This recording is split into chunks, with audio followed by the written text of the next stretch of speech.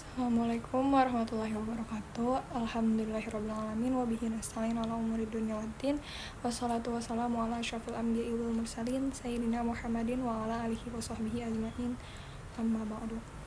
Hadirin yang dirahmati Allah, di era digital yang penuh dengan kecepatan informasi dan tuntunan kesempurnaan, generasi kita seringkali dilanda gelisah, tugas yang tidak sesuai ekspektasi, pelajaran yang menumpuk, sampai tekanan untuk selalu tampil sempurna, membuat banyak dari kita mengalami quarter life crisis di usia yang sangat masih muda. Kita hidup di dalam dunia yang serba cepat, di mana segala sesuatu bisa diakses hanya dengan satu klik. Namun, di balik itu semua, kemudahan ini ada tantangan yang besar yang harus kita hadapi, yaitu bagaimana cara kita mengolah harapan, tekanan, dan kekecewaan yang datang silih berganti. Pernahkah kalian merasa sudah belajar mati-matian, tapi hasil ujian tetap mengecewakan? Sudah berusaha menjadi baik, tetapi masih saja dikritik. Sudah berdoa, tapi belum juga dikabulkan. Inilah saatnya kita memahami hikmah dari Quran Surat Al-Baqarah ayat 216. A'udzubillahiminasyaitonirrajim. Bismillahirrahmanirrahim.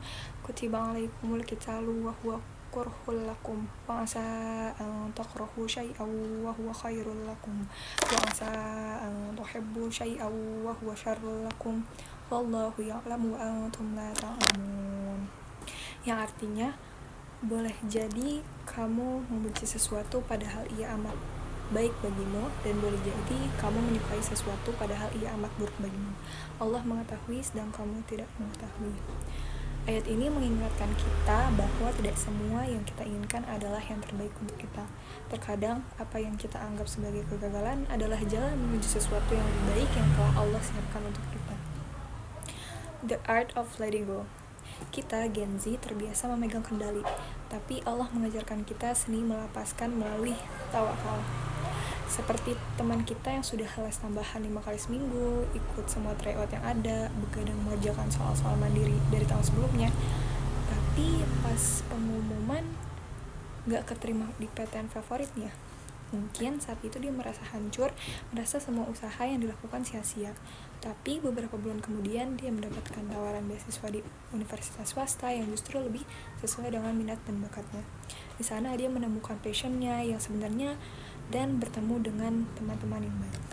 Inilah makna dari Quran Surat At-Tolak ayat 3 yang artinya, dan barang siapa yang bertawakal kepada Allah, niscaya Allah akan mencukupkan rezekinya. Karena Allah sedang menyiapkan jalan alternatif yang lebih strategis, melindungi dari lingkungan yang mungkin tidak baik untuknya, dan memberi ruang untuk menemukan jati diri yang sebenarnya. Jadi, masih mau memaksakan kehendak sendiri atau mulai belajar untuk klik serahin ke Allah?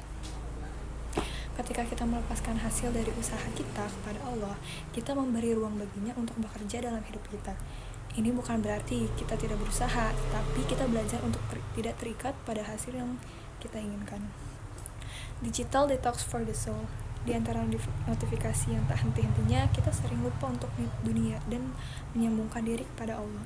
Nabi Muhammad SAW bersabda, "Beristirahatlah, karena sesungguhnya mata itu bisa lelah." Hadis riwayat Abu Dawud.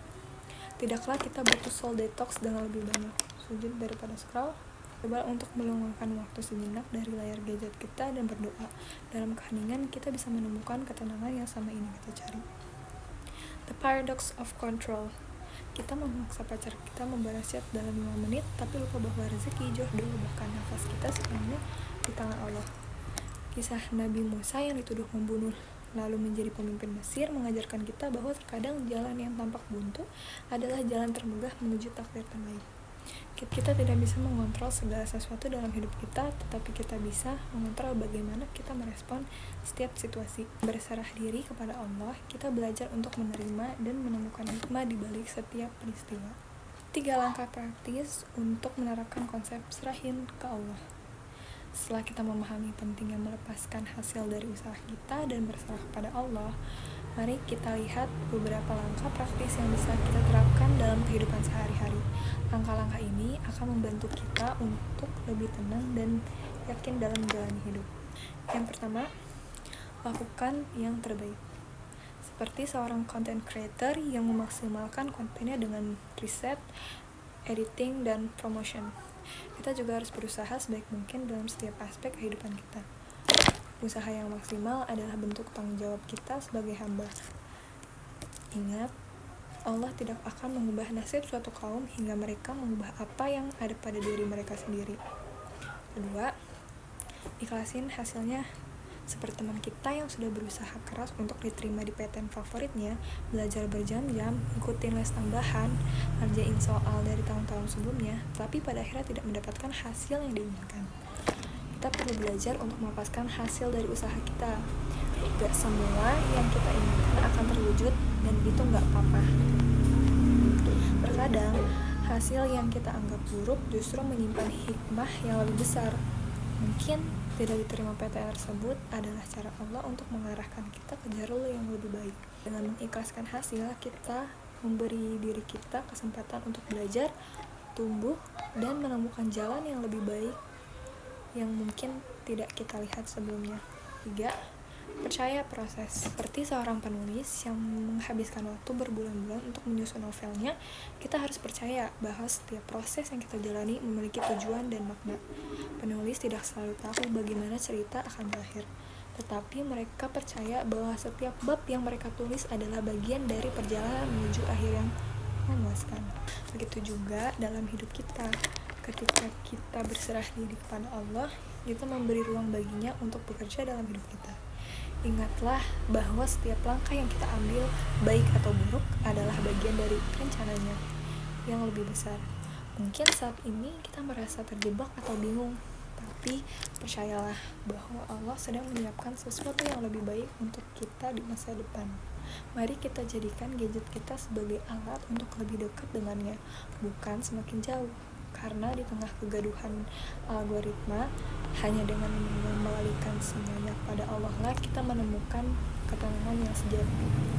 Sebelum kita tutup, mari kita berdoa bersama-sama. Bismillahirrahmanirrahim. Ya Rabbana lakal hamdu kama yanbaghi li jalali wajhil azimi sultanik. Allahumma shalli ala sayyidina Muhammad wa ala alihi wa sahbihi wa man tabi'ahum bi ihsanin ilayya yaumiddin. Allahumma ighfir lana wa liwalidayya warhamhuma kama rabbayana shighara wa li jami'il muslimina wal muslimat wal mu'minina wal mu'minat al ahya'i minhum wal amwat innaka sami'ul qarib mujibul da'wat ya qadiyal hajjah. Allahumma rabbana taqabbal minna salatana wa siyamana wa qiyamana wa ruku'ana wa sujudana wa khushu'ana ya arhamar rahimin. Allahumma innaka afuwun karim tuhibbul afwa wa'fu anni. Allahumma inna nas'aluka salamatan fid din wa afiyatan fil jasad wa ziyadatan fil ilmi wa barakatan fil rizqi wa taubatan qabla al maut wa rahmatan indal maut wa maghfiratan ba'da al maut. Allahumma hawwin alaina fi syakaratil maut wan najata minan nar wa afwa indal hisab. Rabbana la tuzigh qulubana ba'da idh hadaytana wa hab lana min ladunka rahmah innaka antal wahhab. Rabbana atina fid dunya hasanah wa fil akhirati hasanah wa qina azabannar. Subhanakallahumma rabbil izzati amma yasifun wa salamun alal mursalin walhamdulillahi rabbil alamin. Assalamualaikum warahmatullahi wabarakatuh.